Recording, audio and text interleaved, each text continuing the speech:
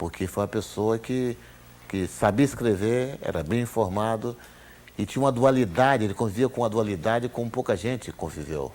Ele era Sérgio Porto quando escrevia algumas crônicas e era Stanislau Ponte Preta quando fazia a crônica de costumes, o humor, a observação da cidade, etc. Então, no jornalismo, sem dúvida nenhuma, é Sérgio Porto.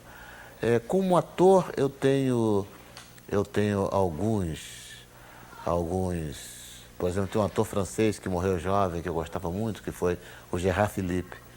Era um ator realmente que eu tinha muita admiração, muito prazer em vê-lo, porque sempre aprendia vendo coisas, a sutileza dele representar.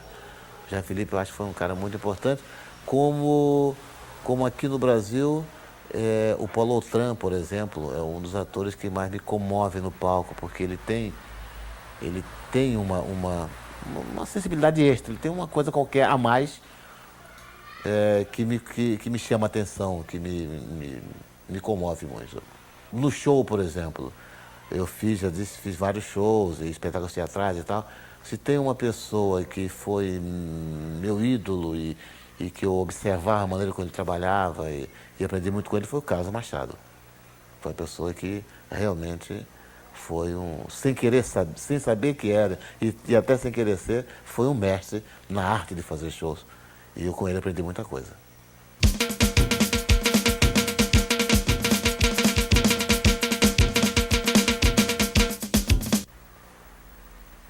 Eu acredito... Há um escapismo, né? Por dizer assim, Deus cada um de nós é um pouco Deus, Deus é a natureza, Deus... Eu acho que o conceito de Deus é um conceito muito pessoal. Eu acho que cada um tem o seu Deus. Um Deus que mora dentro de você e que é o Deus que te julga e com que você também, às vezes, julga os outros. Eu acho que a maneira de você se conduzir na vida, a maneira que você vê a vida em torno de você, esse é o Deus. Você não tem que invocar, a meu ver, sem nenhuma pretensão, invocar um Deus abstrato, um Deus que você teme, um Deus que você se dirige como um ente que não conhece você. Você tem que explicar quem você é e pedir coisas a ele. Eu acho que esse Deus é um Deus interior e é com ele que você conversa e é com ele que você exterioriza as suas angústias, as suas aflições ou as suas alegrias.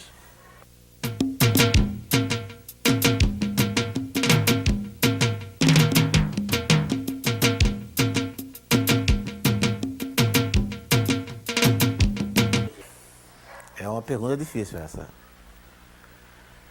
É uma pergunta difícil porque quando eu era muito menino, quando me perguntava o que eu queria ser quando eu crescesse, eu sempre dizia jornalista. Não sei por que eu dizia jornalista. E terminei sendo, de certa maneira. Quer dizer, eu tenho também uma função jornalística, eu sou até sindicalizado. Então eu sou jornalista também. Então é uma coisa que foi um desejo infantil que realizou-se. Eu não sei, as coisas que eu faço, e são muitas, eu faço todas elas, primeiro porque eu gosto de fazer, e segundo que me dão muito prazer fazer. Quer dizer, quando eu estou sendo ator, eu gosto de ser ator. Quando eu estou escrevendo uma reportagem, eu gosto de escrever reportagem. Quando eu estou fazendo um livro, eu faço um livro no tema que eu gosto de fazer. Então eu não tenho uma frustração profissional. Talvez a frustração que eu tenha é de não ter o tempo suficiente para fazer todas as coisas que eu gosto. Mas no momento que elas pintam, que elas aparecem, eu me dedico a elas com fervor e faço da melhor maneira possível, profissionalmente e com amor. Então, se eu não fosse nada do que eu sou, talvez eu fosse padre, porque minha tia queria que eu fosse padre.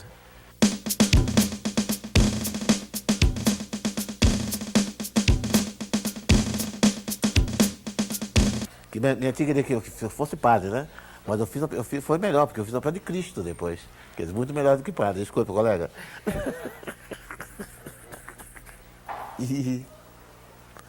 Isso é epitáfio? Olha, eu não tenho nem a pretensão de ser lembrado. Realmente, não estou fazendo gênero, não. Quer dizer, quem me conheceu, quem me conhece e tal, e sobreviver a mim, vai se lembrar de mim, espero. Mas Eu, não, eu já disse antes, né, que eu, bem ou mal, eu faço as coisas que eu gosto de fazer, quer dizer, trabalho nas coisas que eu gosto de fazer, por isso que eu me entrego muito, é com muito afinco que eu faço as coisas. Eu gosto de fazer teatro, eu gosto de fazer jornalismo, eu gosto de escrever livro, eu gosto de dirigir espetáculos, musicais de preferência. Então eu tenho, nesse âmbito das artes, nas coisas que eu acho que posso fazer, eu tenho tentado fazer ao longo do tempo. E se eu tenho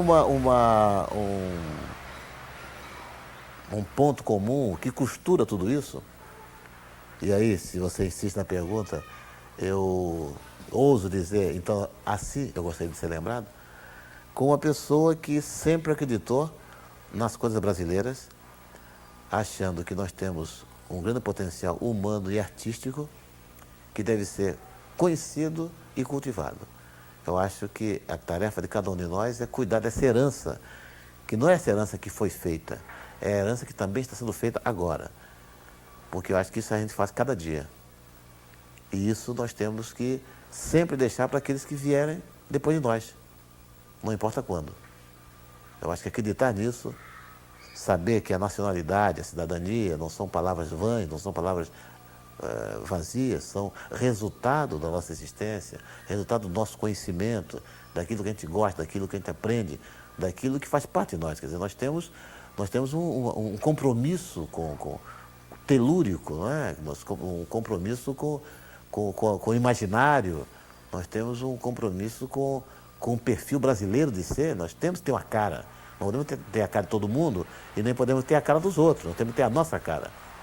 Então, trabalhar a nossa cara, eu acho que é o nosso destino e nossa obrigação.